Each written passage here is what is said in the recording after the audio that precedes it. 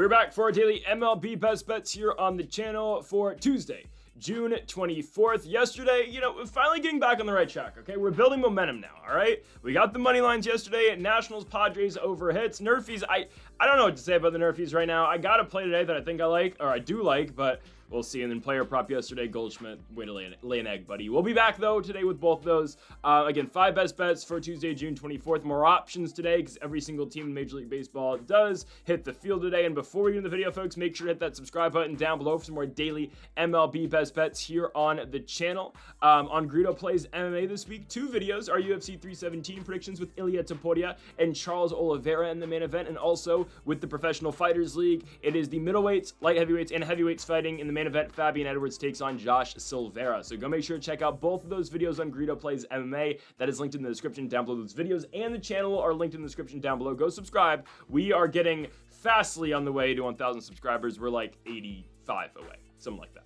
Okay, on to the first of our 5 best bets. Kicking things off with our first money line of the day. I like the spot here for the Baltimore Orioles. Now, I've harped on the Orioles a lot this season, and it's not because I'm a Nationals fan. I actually, on the long list of teams I hate, because, we hate watch teams out here because my team's been bad for so many years. The Orioles, honestly, aren't that high on that list because, guys, throughout my entire lifetime, the O's have really never been a problem. They've had their years, but, it is what it is. So I don't dislike Baltimore. I don't know why I led with that. I'm going with the Orioles to beat the Texas Rangers. I gotta always relate something to the Nationals. We'll get to them at the end of the video.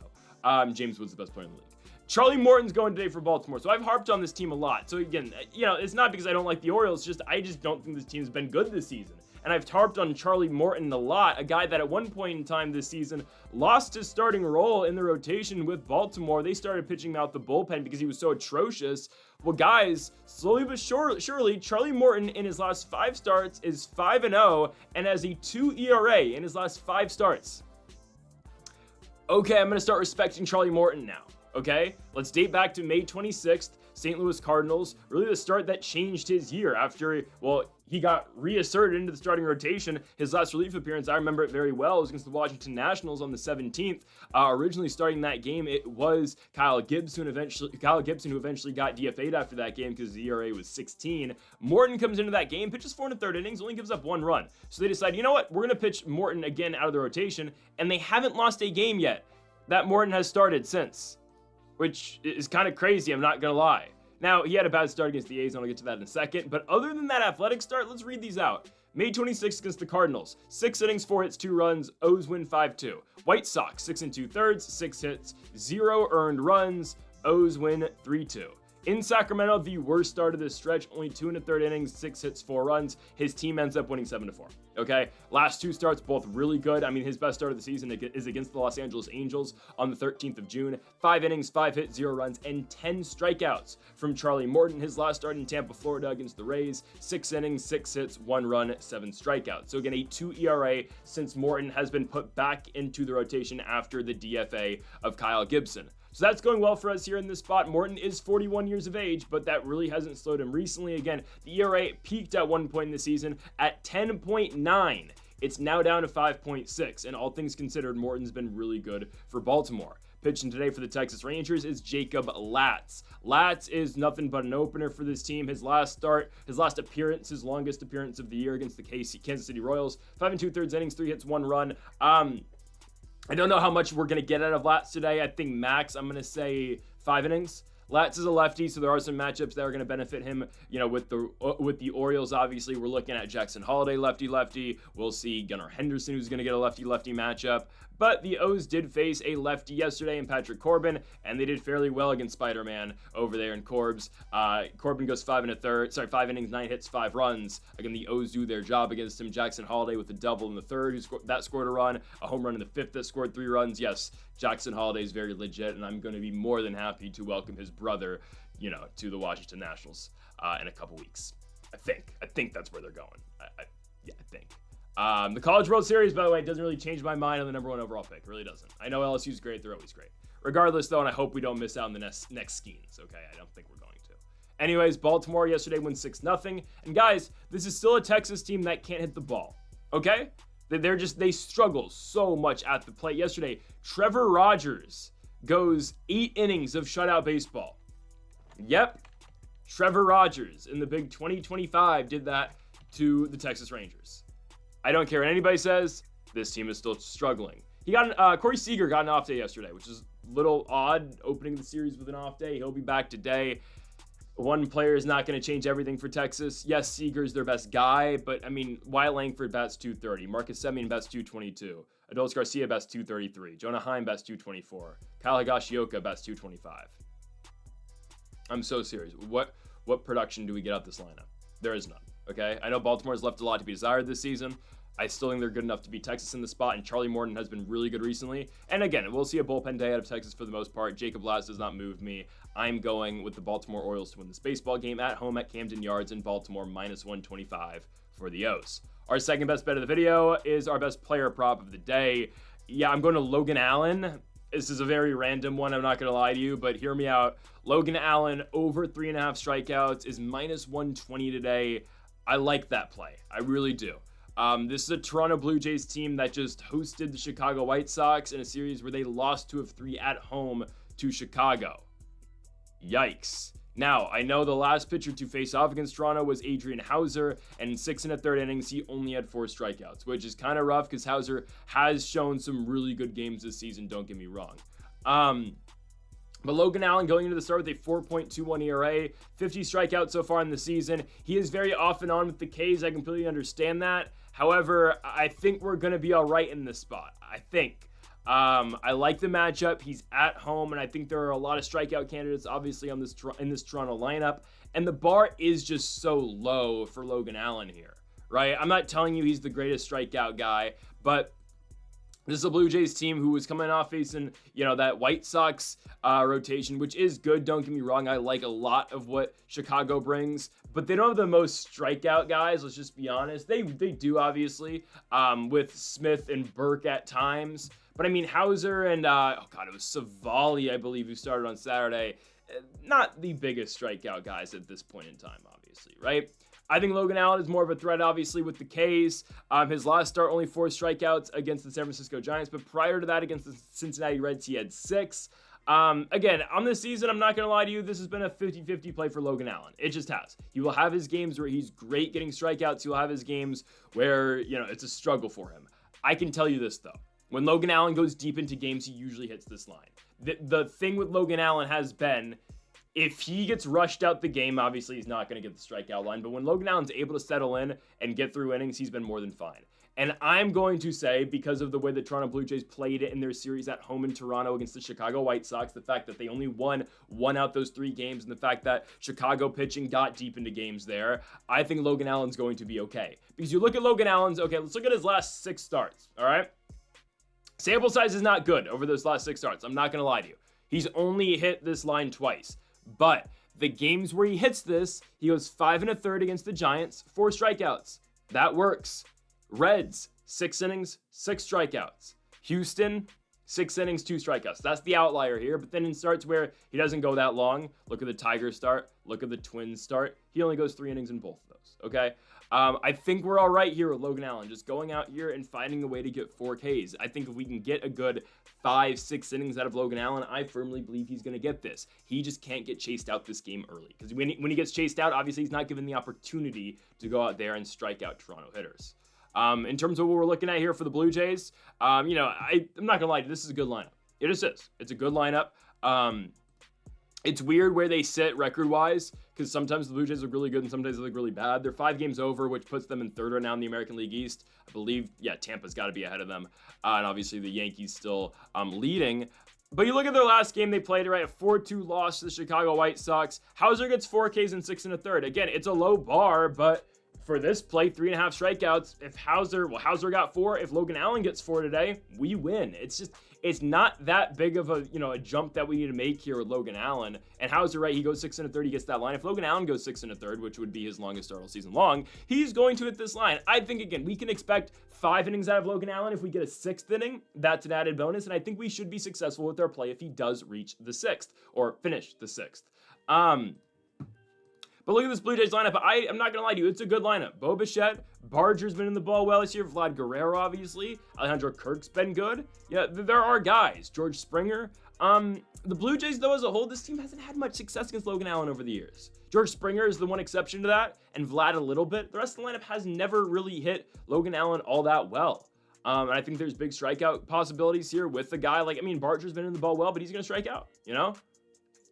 Vlad at times will strike out as well if, you know, he's going to be patient obviously at the plate. One of their tougher hitters to obviously approach. But I think there's opportunities here for Logan Allen a lot. I'm going to take the lefty here in this spot. Not the most lefty-lefty matchups in this lineup, I'm not going to lie to you. And Toronto will platoon if needed, obviously. But I'm okay with this. I'm going to take Logan Allen to go over his strikeout line. Again, we're really just not asking for much at all. We need 4 Ks out of Logan Allen. It's a low bar. And if he goes 5 innings, I do believe he gets this. And the way that Toronto's swinging the bat right now, again, they're a good lineup on paper, but the way they've been playing, the way they're coming off of that series against Chicago, I do expect Logan Allen to go fairly deep in this game. So give me Logan Allen on the over strikeouts, 3.5. I think he's going to cash here at home at Progressive Field in Cleveland, Ohio. To our third best bet of the video, we move now to our NRFI of the day. I had to talk about Chase Burns' debut, and I think this is a great spot to hit the NRFI. Chase Burns makes his major league debut. The 22-year-old, one of the hottest prospects in all of baseball, obviously the former Tennessee Volunteer. He was the 2nd overall pick in last year's draft, obviously only behind Travis Bazzana. I don't know where he is on the prospect rankings. I know he's top 5, I believe top 10. The prospect rankings, don't get me wrong, don't always make sense. Like, guys, Leo DeVries is good. I don't think Leo DeVries is the 3rd best prospect in all of Major League Baseball. Okay? I don't want to get into that. I could really go down the list of just guys where I think are not accurately ranked. Like, how is Leo DeVries the 3rd best prospect and he's batting .240 in Fort Wayne single A? I'm just going to be honest. I get he's 18, but like, I think that's a top 20 prospect in baseball. Is he number 3? I don't know. Chase Burns is 11? Really? Really, really, really? They have him behind Sebastian Walcott? See, like, that doesn't make sense to me. It really doesn't. Like, I get why Max Clark's ahead of him. Obviously, I get why Marcelo Mayer's ahead of him. I know Mayer, his run in the MLB has been so far, but still, like, I get why those guys are ahead. Like, Andrew Painter, I guess. Andrew Painter actually hasn't been very good yet this season. Oh, I don't know. Why is he 11? Regardless. Because, yeah, this doesn't make sense. Chase Burns has been shut down everywhere he's gone so far in the minor leagues, right? So far in 2025, he starts in High A Dayton. Had 1 or 2 starts there.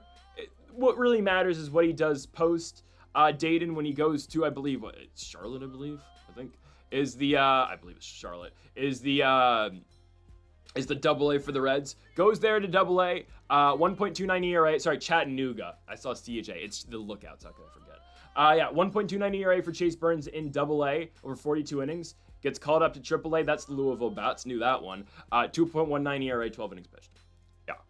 I mean, again, not a huge sample size, but they brought him up for a reason, obviously. Burns, the 2nd overall pick in the draft. This guy was shut down over with the Volunteers. You know, Tennessee's been producing some good pitchers. You know, I don't know if Chase Dollander is really going to turn out. He pitches in Colorado, unfortunately.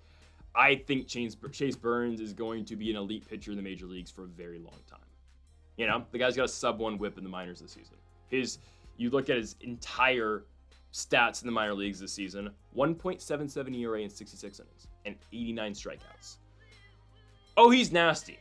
And he throws the ball hard as hell. Yeah, this guy's nasty.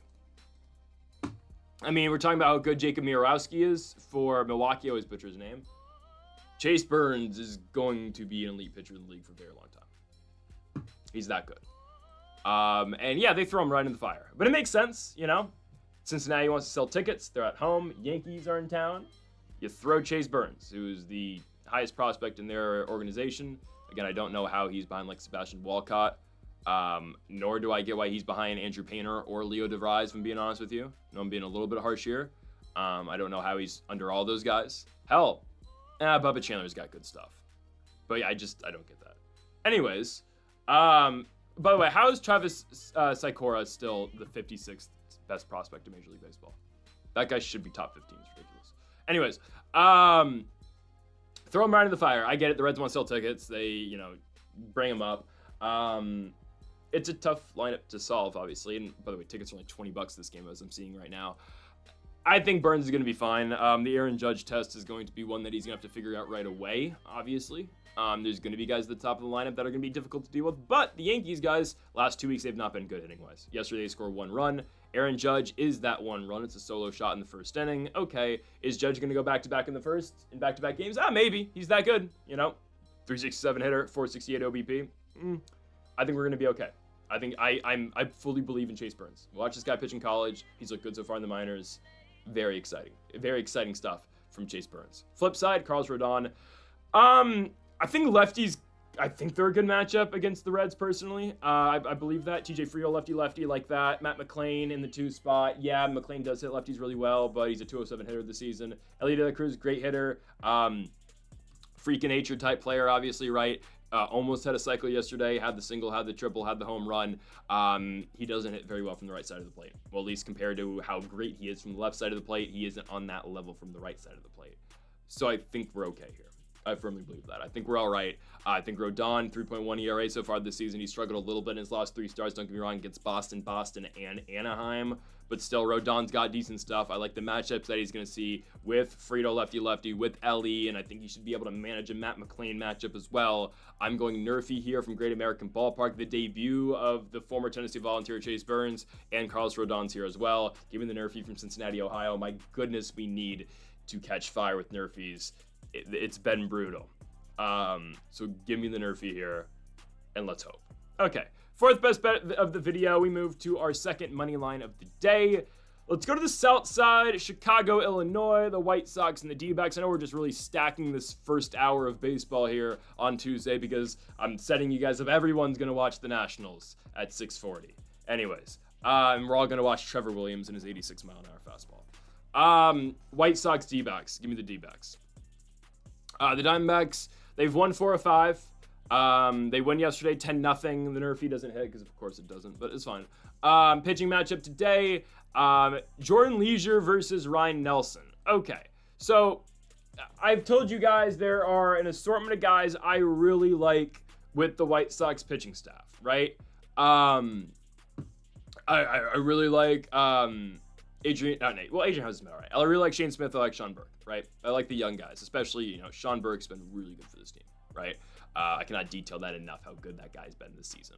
And honestly, Shane Smith's been amazing too, right? Shane Smith's going to be the all-star. Sean Burke, I think, given the circumstances of, how he was kind of, supposed to be the guy here, I think he's been really good too. But obviously, right, Shane Smith is going to be their all-star. Jordan Leisure, though, starting today. I believe, if I'm not mistaken, I think. So what the White Sox have been doing, it's been Leisure, then I believe Bryce Wilson's gone in after. I'm not entirely sure what they're going to be doing today. I don't really care because personally, if it's not Smith or if it's not Burke or if it's not Hauser really, then it's the part of the White Sox rotation that I don't like. And you're going to be pitching a bullpen game against, and sure, some teams can really work bullpen games great against the D-backs, right? Like the Dodgers. They have a good bullpen, or the Giants. Even San Diego can.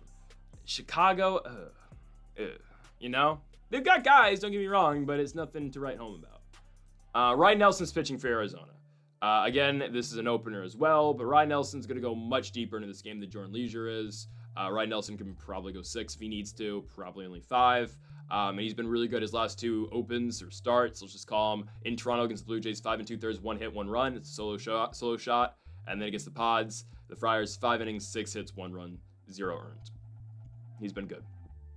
He's been really good. His ERA just isn't very good because of that bad start he had against, or bad, I think, appearance he just had against the Cincinnati Reds, where he gave up 7 runs in 3 innings. Nelson's been pretty solid this year, though. And I look at the White Sox lineup. I will remain constant on the fact that the White Sox lineup is god-awful. I think we all know that. Yesterday, they couldn't score against Arizona, against Eduardo Rodriguez, who I've been telling you has been better, but my goodness, not even a run against this guy, 10 Ks. Ooh, man. It's a brutal lineup. We talked about it yesterday. It's just a fact. When Luis Robert is batting 184, I mean, what are you supposed to do? When Miguel Vargas is arguably, he's not their best hitter. It's definitely Edgar Cuero. But yeah, it's a brutal lineup. Michael A. Taylor, low-key, I mean, kind of doing his thing at the bottom of the lineup at times. Michael A., man, former Nat. And then you look at what the D-backs are offering. I mean, Perdomo, Marte, Smith, Naylor, Eugenio, who got injured yesterday. So we're gonna have to see Ildemaro Vargas today. But we said yesterday, right? Corbin Carroll's out. He fractured wrist, I believe, is the injury. Or fractured hand or wrist. He's out for gotta be a couple weeks at this point now. Got just recently got put on the IL. It is what it is. Don't get it twisted. The D-backs are still a good team without Corbin Carroll. Obviously, Carroll's what gets this team going. But if through the course of 9 innings, yeah, I mean, the D-backs are the much better baseball team. The opener again for Chicago today, Leisure, 4.23 ERA in this season. He's not going to go more than 5 outs. I don't think he's gone more than 5 outs all year long. He hasn't. Yeah, he's gone 5 outs like once or twice. So it's a bullpen game for them. I'm not entirely sure who's going to go deep into this game for them because usually, again, teams will go opener and then they'll get a guy who goes 3 or 4 innings because you're not just going to see 7 relievers in one game. Likely not, unless you're the Detroit Tigers in the playoffs, in which you can do that. So I don't know who's going to be the guy that's going to really eat up innings today for this team because you're going to see out of Avila probably. You're going to see Gonzalez potentially. I don't know who's going to be the innings eater today. I actually really don't. Because who is their guy that's going to eat innings? Oh, is it Tyler Alexander? It's probably Tyler Alexander. I think. But he hasn't been that good this season either. So that's my thing, right? They don't have like a really good innings eater guy. I'm okay with this. I'm taking the D-backs. It's minus 135, but I think it's more than playable. Taking these explosive bats against a team that, it's just the White Sox. The way better offense is with Arizona, obviously, and it's not like the D-backs are throwing a bad pitcher. Ryan Nelson's been more than serviceable, and he'll be serviceable enough 100% in Chicago. Oh, God, against the White Sox. So, yeah, give me the D-backs. I'm taking the Snakes here at minus 135. Final best bet of the video, our Washington Nationals best bet of the video. James Wood, over 1.5 total bases. Now, I'm going to fully talk about James Wood in a second. Actually, I'm going to talk about him right now. The guy's the best hitter in the sport of baseball. He just is. We're taking this line today. It is at minus 110. And I'm telling you guys, that is an absolute steal. Pitching tonight for the San Diego Padres is Ryan Berger. He's been good. He is an opener for them, but he can go 5 innings, right? His last start against the Dodgers in LA, it was the only game that San Diego won out there. Yeah, it was the brawl game, or, the Tatis gets hit, Ohtani gets hit. Anyways, Berger goes 4 2/3, 3 hits, 0 runs. He was really good. Got really good. Against the D-backs, 5 innings, 3 hits, 3 runs. Start before that against the Brewers in Milwaukee, 5 1/3, 1 hit, 0 runs. And then that start against San Francisco, the extra innings victory for the Padres on Tuesday night. Game I was at. Berger goes 5 innings, 6 hits, 2 runs. So he's been good, don't get me wrong. Here's the thing about him. Eventually, there's going to be some regression. I'm not just saying that because I am a huge Nationals guy. No, it's just there is going to be some regression sometimes. We said this the other night about the Houston Astros. I don't think Berger's really a 1.88 ERA pitcher in the major leagues. I'm just going to be honest with you guys. He's good. He's not that good. There's going to be some regression eventually. And the Padres are just ice cold right now. I think they are. Well, last night they looked ice cold, They had Xander Bogaerts kind of bailed them out for a week, which was really weird because they ended up winning the KC series and they won the last game against the Dodgers. Still, though, the Padres have not been playing their best baseball right now. They have a worse record than the Giants right now. They're 5.5 behind the Dodgers. I actually think it's an opportunity that the Nationals can win the baseball game. I'm not going to do that, obviously, because Trevor Williams is pitching. We don't trust Trevor Williams to win baseball games. Even though I'm not going to lie, Williams actually has been not bad. His ERA in the month of June is only 5, which is crazy. I have to get excited for that. But I'm not going to really rely on the money line today because of Trevor Williams.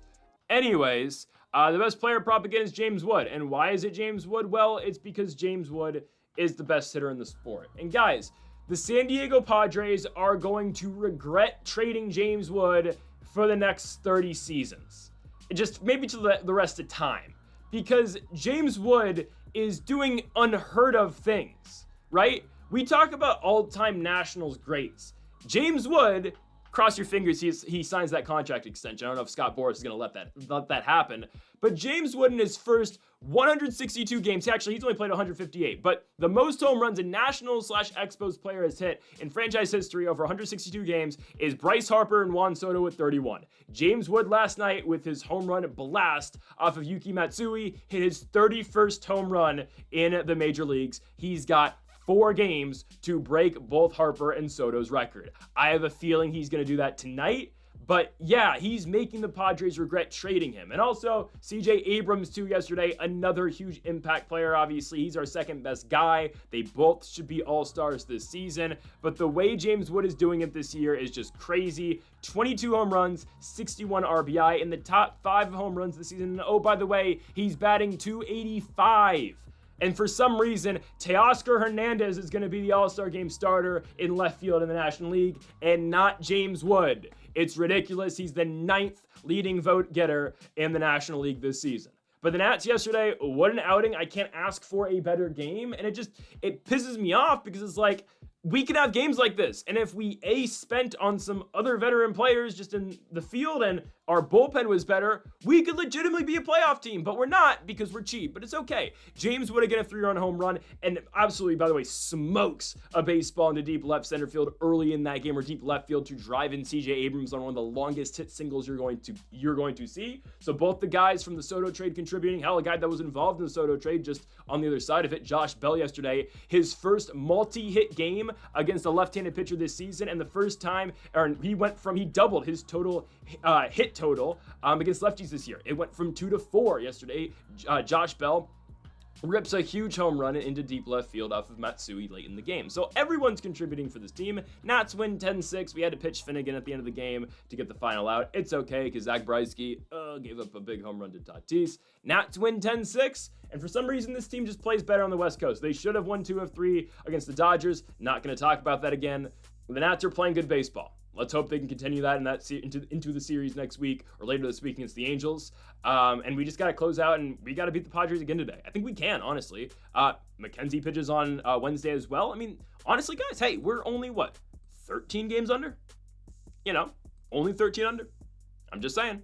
Record right now is 33-46. Let's start climbing. Let's start climbing back. Let's get back to 500. We're not, but it's okay. James Wood's that guy, best hitter in the sport of baseball. There's nothing else I can say about this guy. It is an honor to watch this man play baseball. And he's only 22. Best hitter in the sport. So today, over 1.5 total bases, I think he goes yard. I think he does. But James Wood has potential just to blast singles, and you're not going to see this guy, by the way, hit a ball that's not over 100 miles an hour every single swing that he takes. So 2 singles can do it, but James Wood standards, probably looking at a home run. But again, doubles definitely in play. It's not like, and the thing with James Wood that I love too about playing this prop is it's not like his home run or bust, because he hits the ball so damn hard and he's always putting the ball in play. There's a good chance that things will fall and you'll find opportunity with James Wood hitting. So perfectly fine with this. Best hitter in the sport, James Wood, will go over his 1.5 total bases. He hasn't even played a full season in the league yet, and he's already the best hitter in the sport. -110 for James Wood. Let's make it happen at Petco Park against the San Diego Padres. So folks, thank y'all for watching our 5 best bets for the MLB here on June 24th. If you haven't yet though, make sure to hit that subscribe button down below for more. Make sure to leave a like if you did enjoy the video. Make sure to comment if you do disagree with any of the picks. Folks, thank y'all for watching, and Mamba forever.